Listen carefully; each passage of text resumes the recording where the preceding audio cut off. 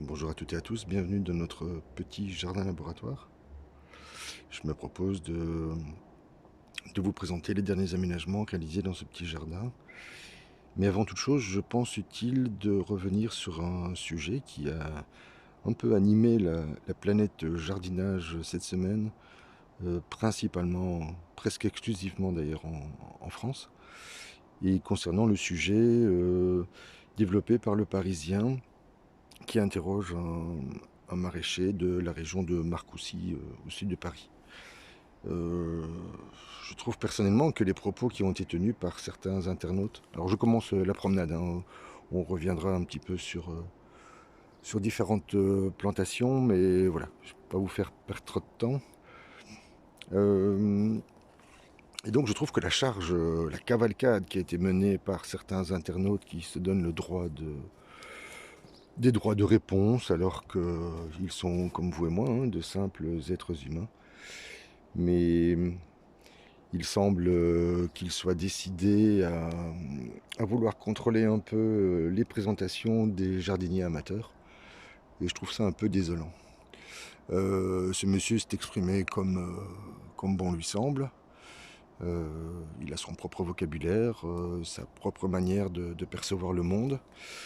Et il explique qu'il pratique un maraîchage sans arrosage. Alors bien évidemment, tout être vivant a besoin d'eau.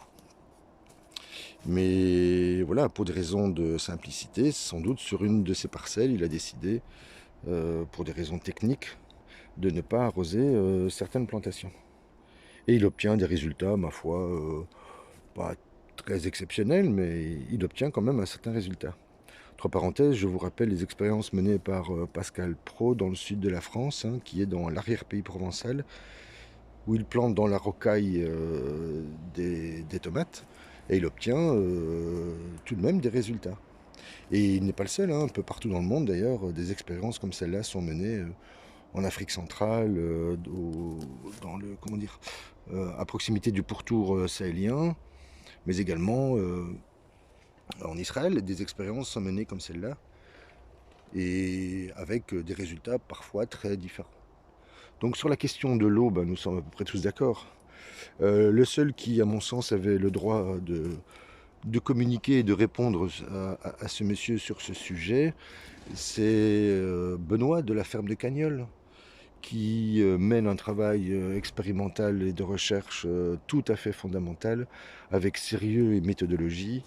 Il s'entoure de scientifiques et, à mon sens, il était le seul en tant que maraîcher professionnel à pouvoir répondre.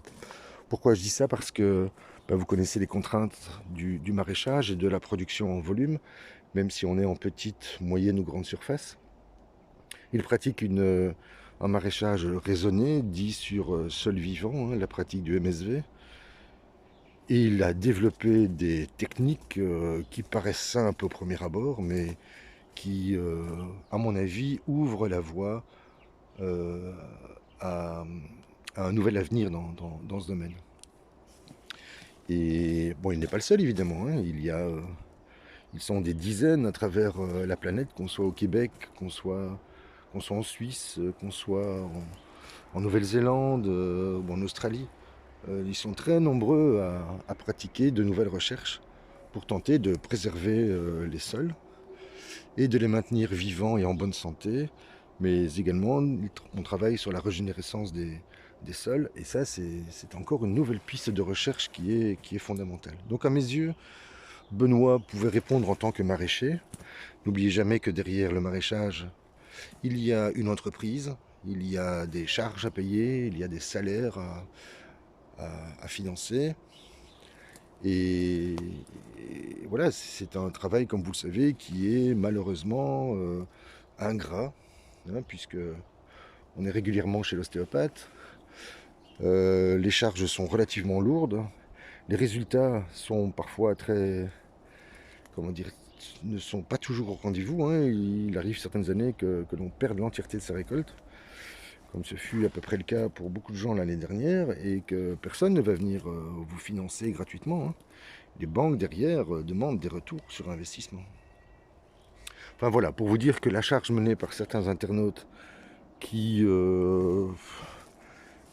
qui aimeraient peut-être devenir de nouveaux gourous du jardinage, eh bien, je trouve ça un peu désolant et fort injuste.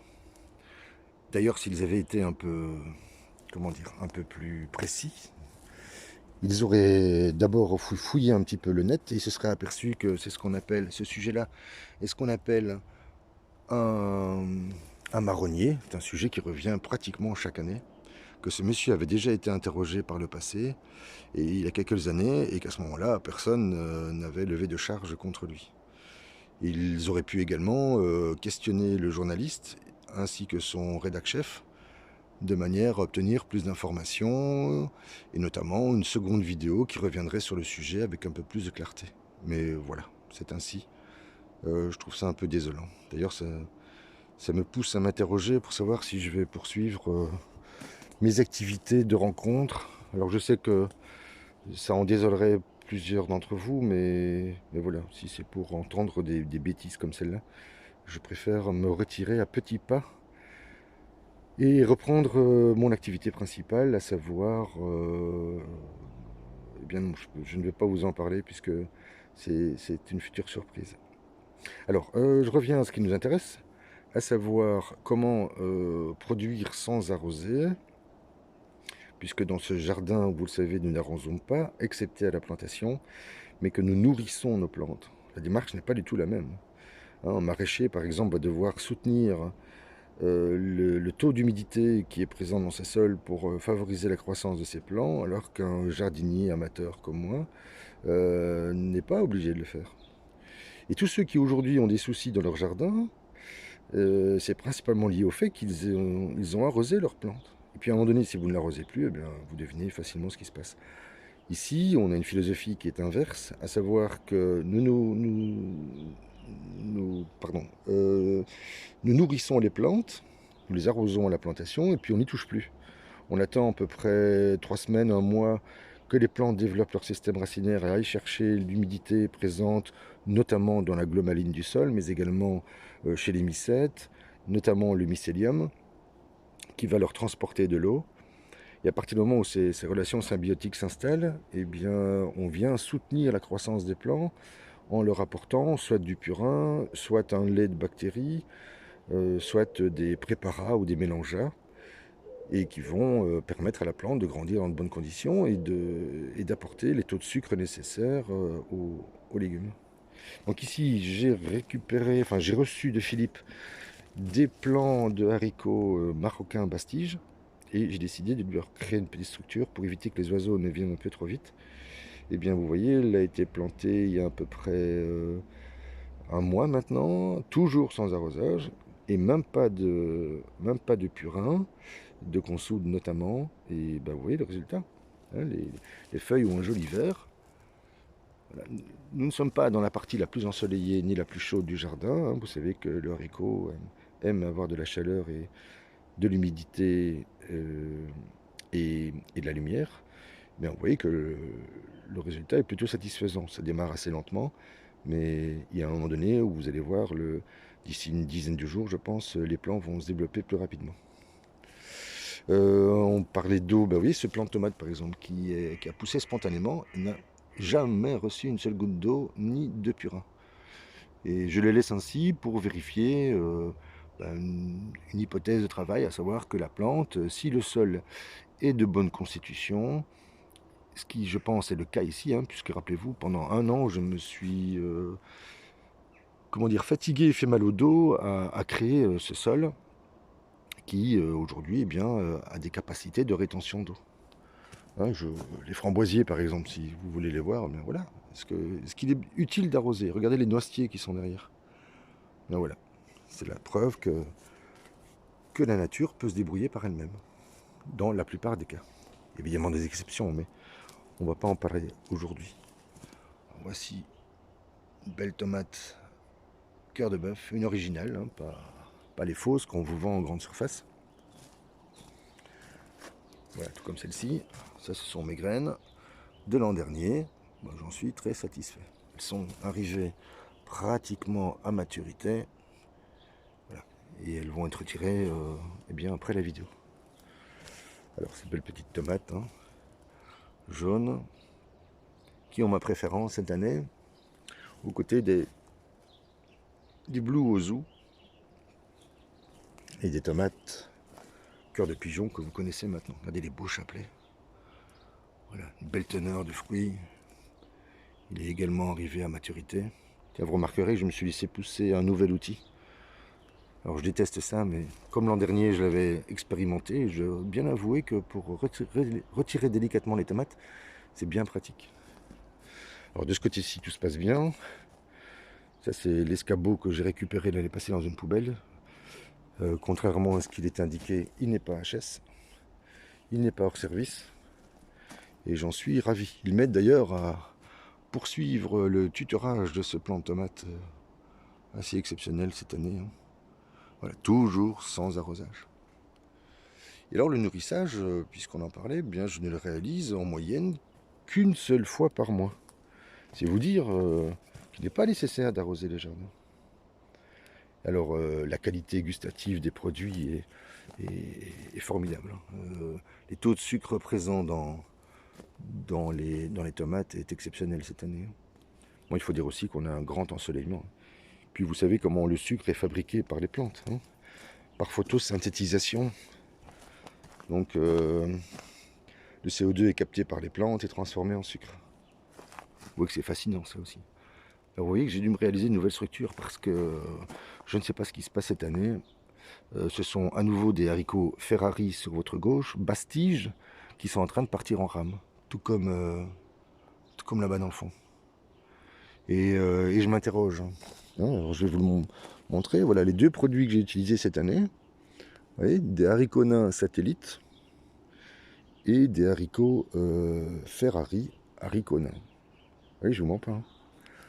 Et voilà, je ne comprends pas très bien ce qui se passe. Je vais sans doute devoir, comme je vous le disais, mais je n'ai pas eu le temps cette semaine, de me rapprocher, enfin la semaine dernière, de me rapprocher d'un professionnel pour lui demander s'il a une explication raisonnée à me fournir. Alors je ne vais pas la faire longue, je vais simplement vous montrer ces plants de tomates cœur de bœuf ici, ananas jaune. Regardez cette belle cœur de bœuf magnifique, une formidable couleur, une forme presque parfaite. Voilà. Et toujours sans arrosage. Ces plants ont été nourris seulement 2 fois en 4 mois. C'est vous dire les belles tomates ananas. Ici également. Alors finalement ce plant, j'ai fini par retrouver mes fiches. Et c'est bien de la rouge russe. Ouais, elle a un petit format. Et elle pousse en nombre. Je ne sais pas si vous devinez le nombre de chapelets de tomates qui sont présents sur ce plant. Voilà. Je ne sais pas comment je vais faire pour l'arrêter. Je crois que je vais devoir les téter à un moment donné. Alors celui-ci a été divisé en 2 plans. Voilà, c'est les expériences que j'aime mener parfois. Vous voyez, la division présente ici. Et dans la serre, j'ai fait un test par 3.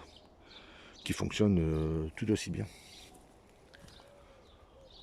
Alors tiens, en vous parlant des grands spécialistes de la tomate qu'on trouve sur internet, vous savez que toutes les personnes qui en produisent ont l'impression qu'elles sont à chaque fois les meilleures au monde.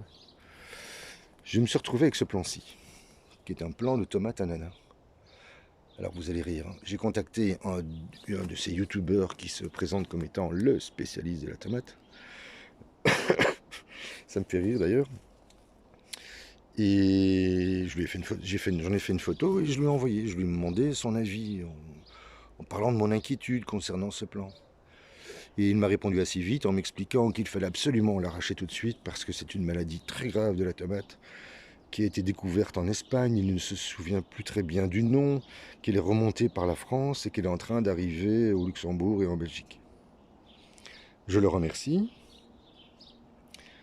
Et en réalité, bon, c'est encore un abruti puisque ce plan-ci, en réalité, a été sectionné à la base. Vous voyez, le plan grandissant a été sectionné par le cordage.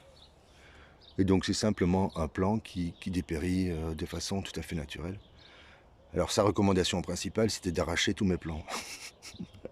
Imaginez un instant la bêtise que... Enfin voilà,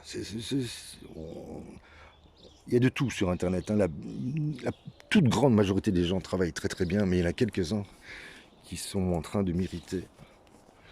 Parce que, voilà, ils ne proposent rien de bon en réalité.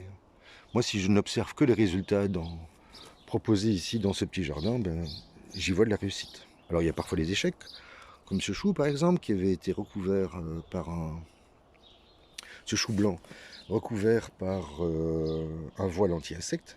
Seulement en grandissant, le voile s'est ouvert, les papillons sont rentrés dedans, et voilà ce qui est arrivé. Mais c'est tout à fait consommable. Cette planche-ci n'a absolument pas du tout été arrosée durant 4 mois, ben, vous voyez le résultat. Un joli chou blanc. Les tomates également, là j'ai fait des tests en imaginant un jour travailler sur une plus grande surface et donc réaliser les tomates plein champ. Je veux dire que pour l'instant ça fonctionne bien, hein. Il n'y a absolument aucune maladie. Alors le nombre de feuilles, hein, je ne sais pas encore très bien comment vais-je entretenir et nettoyer cette planche. D'ailleurs, faudra-t-il la nettoyer? Je n'en sais rien. Alors je vous montre encore quelques tomates. Alors celles-ci, elles sont extra, hein. Ce sont des ukrainiennes. D'ailleurs, je vais les remettre l'an prochain. Elles font de belles tomates, je ne vais pas dire standard, mais allez, je vais essayer d'en enlever une pour... je ne vais pas essayer, je vais le faire. Alors, faut pouvoir mettre la main dans le bon sens. Ce n'est jamais simple. Vous allez entendre le petit crack. Vous voyez? Vous retirez la tomate proprement et vous lui laissez son pédoncule. Et quand vous voulez la stocker, vous la retournez dans la boîte. De manière à la conserver plus longtemps. Et cette tomate-ci, qui est mûre, qui est presque à maturité, eh bien, je vais pouvoir la conserver sans problème 20 jours. Son taux de sucre ne va faire qu'augmenter. Alors, je vous montre encore, tiens, ici, là. Alors, je vais déposer la tomate. Ça, c'est des plants de citrine dont je vous avais parlé, voilà, qui font les tomates jaunes. Elles sont assez surprenantes. Alors, je vais aussi en enlever une. Voilà. Et le crack, on ne l'entend pas, je ne peux pas l'enlever. Donc, je vais attendre quelques jours encore pour la retirer. Voilà, les premières aubergines, les violettes de Toulouse sont en train d'arriver. Mais il y en a bien d'autres, hein. Ouais, comme ici par exemple. Voilà. Les poivrons c'est pareil, hein, ils arrivent, commencent à arriver un peu partout. Alors je vais récupérer la tomate pour la déposer ailleurs. Là une belle rose bernoise. Alors celle-ci je peux l'enlever. Alors et on va essayer d'écouter le crack. Voilà, il n'arrive pas encore. Vous voyez, donc je ne vais pas insister. Je vais encore attendre une journée ou deux avant de la retirer. Ça, ce sont les tomates, que je ne dis pas de bêtises. Ouais, ça m'arrive une fois de temps en temps, le nom m'échappe. Maestria, voilà. Alors celle-ci est-elle prête? Alors on va aller chercher le crack. Oui. Voilà, c'est une belle tomate, hein. J'aurais peut-être pu l'enlever il y a un jour ou deux. Vous voyez, parce que quand l'eau se concentre sous la peau, eh bien, elle chauffe légèrement la journée avec le soleil. Elles ont tendance à se craquer. Mais sinon, la plupart sortent vraiment propres. Ce sont des tomates à farcir avec ce qui vous plaît, hein, des crevettes ou bien d'autres. Vous voyez comme c'est confusant ces deux tomates? Deux familles de tomates totalement différentes. Et pourtant, d'aspect, elles peuvent se ressembler. Ici, nous avons de l'Evergreen. Je vous en ai jamais parlé. Placé dans un pot. Le pot est ouvert en dessous, il est en contact avec le sol. C'est une belle tomate, hein. Je vais essayer de l'enlever également. Eh bien non, elle n'est pas tout à fait prête. Je vous ai parlé de la Lemon Boy l'autre jour. C'est vrai que j'en ai commencé à en retirer. Alors elle n'a pas encore atteint son joli jaune citron. Ce sera pour une prochaine fois. Allez, je vous montre les dernières séries de tomates et puis je vais vous laisser. Ah oui, je dois vous parler de ce réaménagement. Alors je vais encore passer un peu de temps avec vous. Dans cette dernière série de tomates, Il y a une tomate dont j'attendais beaucoup, c'est celle-ci parce qu'elle est relativement rare, c'est la rouge ananas. Mais vous voyez que sa peau est relativement fine et que la plupart des tomates sont en train de brûler. Il faut dire que nous avons des températures excessives, hein, parfois à plus de 41 degrés.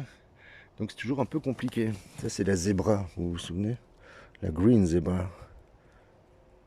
Non, elle n'est pas encore prête, oui. Là c'est un bon truc hein, quand vous voulez retirer vos tomates. Alors je vous ai montré la Blue Ozu, j'ai aussi de l'Ozu Blue, qui est celle-ci. Parce qu'on la voit bien. Voilà, qui va prendre des teintes un peu rougeâtres, comme ici. Mais elle n'aura pas sa petite étoile. Ici c'est la verte de Huy, qui semble mûre. Je vais chercher le point d'accroche. Eh bien non, oui, je ne peux pas encore la retirer. Sinon elle vient toute seule. Hein. Là c'est la Black Zebra. La différence entre la green et la black. Donc ça c'est la green, ça c'est la black. Vous voyez que c'est confusant. Et même avec celle-ci, ça c'est la Belgium Yellow. Oh ben, vous voyez la différence? Pas évident. Hein.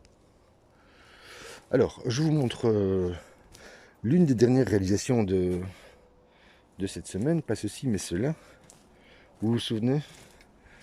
Alors, je vais essayer d'ouvrir un peu le voilage pour vous présenter la planche. Je dois placer ces fameuses grandes battinces là, ou balourdes, parce que eh bien, le vent ici s'en mêle. Alors je l'ai réalisé hier soir, et j'y ai placé, comme vous le voyez, des systèmes racinaires différents. Donc nous avons dans le fond des asperges, de l'aspargus verte. Alors ce n'est pas du tout le moment de les mettre en terre, je le sais, mais vous connaissez un peu maintenant mon esprit retors, et je voudrais apporter la démonstration que ça fonctionne. Dedans vous avez en alternance du céleri vert et du persil plat, et devant j'y ai placé un petit jeu de salade. Et donc nous sommes ici dedans, donc ce n'est pas de la terre, c'est simplement un terreau de bois fabriqué par mes scarabées, mes fameux oryctes nasicurlis. Voilà, nous verrons ce que ça donnera dans les semaines à venir. J'y ai mis un peu d'eau à la plantation, comme toujours, et après je n'y touche plus. Et je verrai s'il est nécessaire de venir les nourrir ou pas, avec un peu de purin de consoude, sans doute avec un mélange de bananes, pour avoir un peu de potasse. Alors, ça se passe très très bien de ce côté, hein. Regardez les tomates. On va essayer également celle-ci. Crac, vous avez entendu? Voilà. Une jolie tomate. C'est d'en prendre une seconde. Alors celle-ci n'a pas encore atteint son niveau de maturité. Celle-ci, vous le voyez, risque d'avoir un coup de soleil. Ce serait dommage. Celle-ci, elle a l'air. Crac. Voilà, et elle vient toute seule. Hein. Oui. Alors je vais les laisser ici, je les récupérerai après. Je les pose délicatement parce qu'elles sont encore fragiles. Hein. Enfin, la tomate est une plante fragile de manière générale. Alors finalement, la série des H10, eh bien, ça semble être quand même des tomates ananas. Oui. Ouais, magnifique. Il y en a je ne sais combien. Voilà, j'ai commencé à les offrir hein, et les retours sont magnifiques. Tiens, ces haricots grimpants finalement, vous vous souvenez? Voilà, les premiers haricots sont présents. Je vais devoir les retirer. Vous savez comment vérifier la fraîcheur d'un haricot, hein? Vous placez vos 3 doigts comme ça et vous basculez le majeur vers l'intérieur et on doit obtenir un peu de résistance. À partir de là, on sait que le plant, que le fruit est prêt, que le légume est prêt. Alors, dernière présentation et après je vous laisse. Voilà ce que je me suis réalisé cette semaine et en début de semaine dernière. Voilà, je l'ai fait en plusieurs étapes. Et encore ce matin, à 6h, je lui ai placé ce voile anti-vent, enfin c'est un brise-vent que je transforme en voile d'ombrage et ça joue parfaitement son rôle. Alors je ne l'ai pas complètement fixé, j'attends d'avoir un visiteur dans ce petit jardin pour venir le fixer à l'arrière. Je l'ai simplement fixé à l'avant dans un premier temps, voilà, pour que le vent ne l'emporte pas. Alors voilà, c'est pas très bien réalisé, hein, c'est un peu sommaire. Mais j'ai réussi à trouver cette petite serre en acier galvanisé, une seule couche malheureusement, qui a une valeur marchande de 250 euros de mémoire, et je l'ai eu pour 49 euros parce qu'il manquait un vis et qu'une partie de la toile était un peu abîmée. Donc la toile ne m'intéressait pas, ce qui m'intéressait c'était de la structure pour pouvoir y réaliser ceci.